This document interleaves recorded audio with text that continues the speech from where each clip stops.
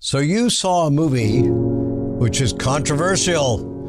Hollywood gave it a PG-13. Why are we talking about it? It's called Lifemark. Hey friends, we got good news today. We got a new movie coming out. The film Lifemark will be released in theaters nationwide. This is a new movie that is coming out. It is called Lifemark. Lifemark is out this September. Lifemark will hit the big screen in a couple of weeks. Lifemark, you need to see it. It's going to be in select theaters beginning September the 9th. Do not miss this. Today we're talking about the new film from the Kendrick Brothers, Lifemark. It is a film based on a true story of a young man's journey as he sets out to meet his birth parents. Yeah, we're very excited about Lifemark coming out.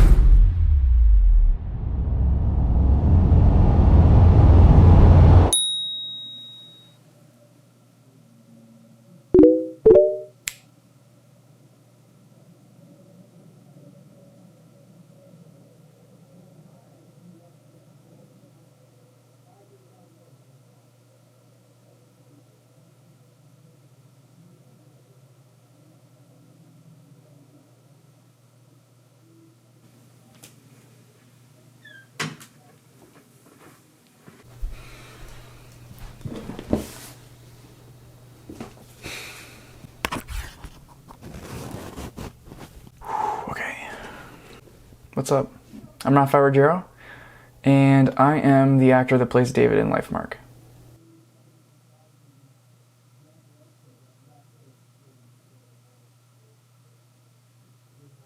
So, some of y'all might be wondering, what is Lifemark? That is a wonderful question. Lifemark is a feature film that came out by the Kendrick Brothers just this last year in September, and it's actually based on a true story of this young couple that enter an unexpected pregnancy, and they don't know what to do. They're trapped. They're just high schoolers. This is something that is actually a very real phenomenon that happens all over the world. People, they enter these unexpected pregnancies. They don't know what to do. This couple just so happens to give the child up for adoption, and we see this young kid, his name is David. He has this interest to go and meet his birth parents for the very first time, to thank them for putting him up for adoption and giving him the life that he now has. I was privileged, beyond privileged, to play the role of David, the young boy who gets put up for adoption. And that's why I had to make this video. I wanted to celebrate the importance of adoption, celebrate life, and to just kind of come on here and kind of tell you guys how on earth I landed this role, my experience on set working with the Kendrick Brothers and Kirk Cameron, and the amazing cast and crew that I was able to work with. Without further ado, let's get the show on the road.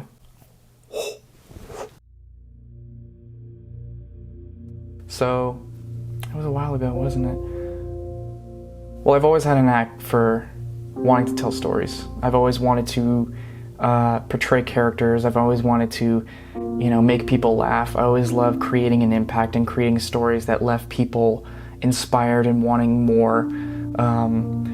And I think early on, I knew that somehow acting would be woven into my life, regardless of what career path I took.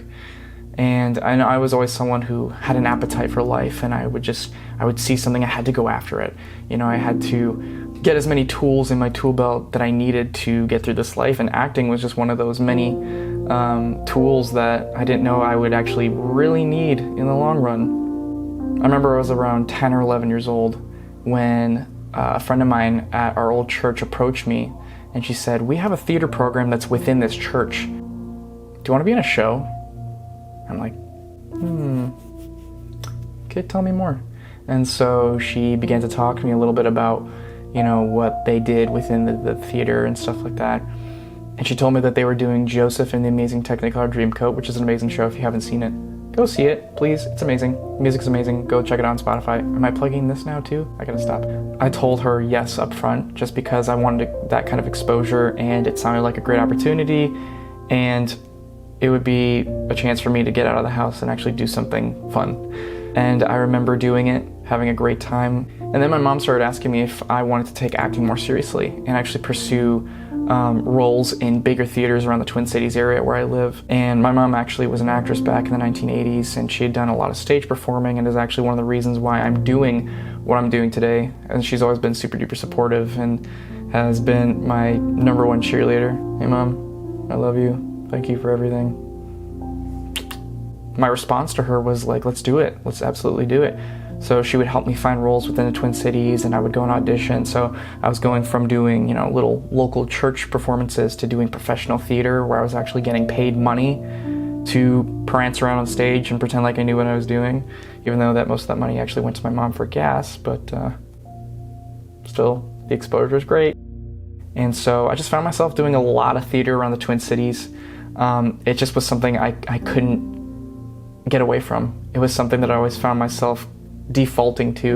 And around that same time, I started falling in love with filmmaking, and I would start making little home videos. And I mean, my sister and I were always making films when we were in elementary school. We had like little cheap Casio cameras, and I'm pretty sure I broke like 3 of them. We were always doing like crazy things and always filming stuff, but we had fun. So from an early age, I had a fascination with filmmaking, which went hand in hand with acting. And sooner or later, I would find that I had a desire to want to go into film acting. So I started doing more shows in the Twin Cities, really building up my resume. I would do improv classes and do acting classes, and I would also do little movies. I would produce little movies and I would act in them. I'd get my friends to act in them. When I got to high school, I was doing all the musicals and the plays and the one-acts and stuff, and really just getting as much experience as I could to plaster that onto my portfolio. When senior year rolled around, I was actually offered a part in a kids web series that was broadcasted to over 11 different church campuses all over the Twin Cities area. Eagle Brook Church, they're one of the biggest mega churches within the Twin Cities. And what's super cool is that I'm still involved in Eagle Brook Productions. I can assist whenever I can, help with camera work. I'm also in their show that's actually broadcasting right now. It's called Comics Cafe. Go check it out. It's on their YouTube channel. Honestly, working with Eagle Brook was such a huge blessing, just to be able to apply the gifts that I was already given and the things that excited me into my acting, apply that into my performance, and also learn from people that knew way more than I did. So we have a homework problem. Yeah, okay, so I feel like one of those hamsters that are in those like hamster wheels. And so math is done. Oh, but here comes English and geography. But what if we use the resources? It shaped me and it molded me, and it got me ready for what was soon to come. What is that, you may ask? What's to come?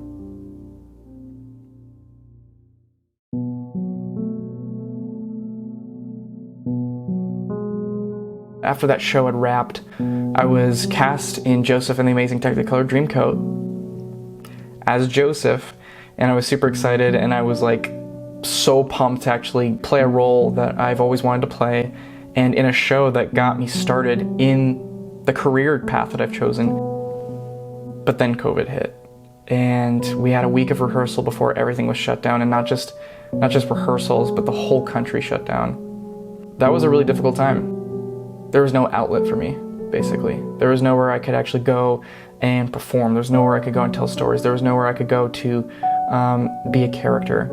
It was a very dark time, and not just even dark time because of what we were going through in our economy and the politics within the country, but just spiritually. It was a very rough time for me, and I felt like a lot was kind of lacking in my faith in that time. I was going to school and I was studying filmmaking, but I was just very depleted in a certain area, and that area was acting. I miss doing what I loved. I miss being able to perform and, like I said, go and just tell stories and impact the world. I felt like I was entering a season where everything was just moving in slow motion.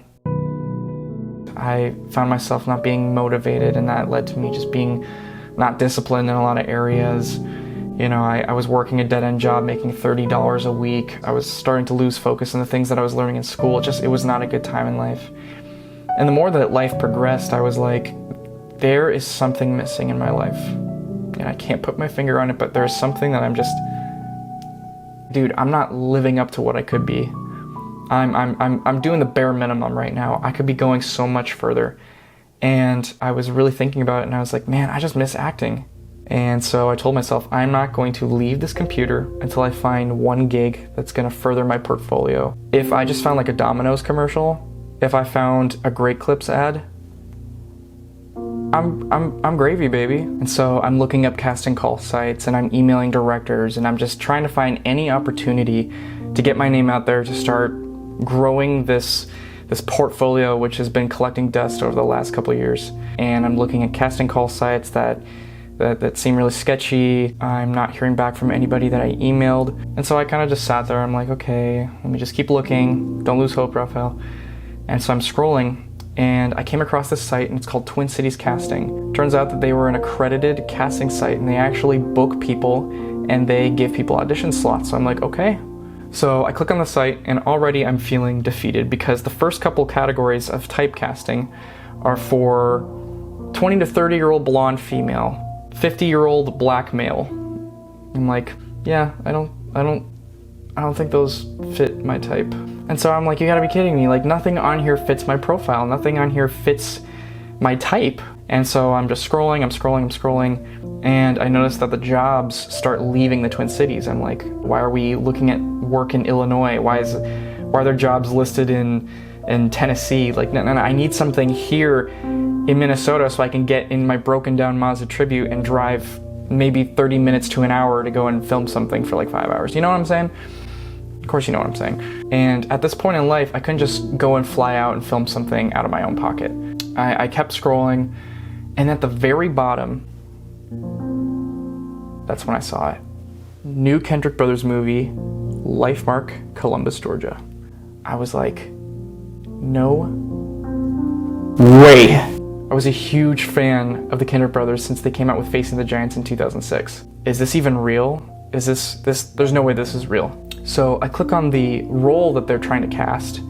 It fits my profile perfectly. I was like, it would be a crime to not submit something for this casting call. I run downstairs and I'm like, wow, Dad, check this out. You know, I'm causing a ruckus and stuff like that. They're just like watching TV. They're like, what are you doing now? Like, I told them, guys, they're making another movie and they're looking for someone like me. I'm like doing my hair right now, I'm sorry. They're looking for someone that has my build and is my type. What I love is that like, I was super excited, but I noticed my parents were also just as enthusiastic and they wanted to do the best that they could to actually make this thing happen. And at least just help me send in an audition video, you know, just send in a self-tape. So that's exactly what I did.